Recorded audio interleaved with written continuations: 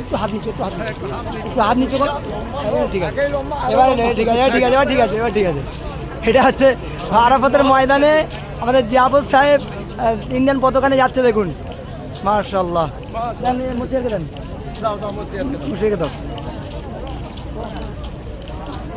ঠিক আছে, কোথায় গেল? ধরো পতাকা, ধরো। ঘর যাবো, নিচু করে, নিচু করে, নিচু করে। তুমি নাও, তুমি নাও। আমাদের শফিক সাহেব কই? শফিক সাহেব পতাকাটা ধরেন, পতাকাটা ধরেন, ধরেন না।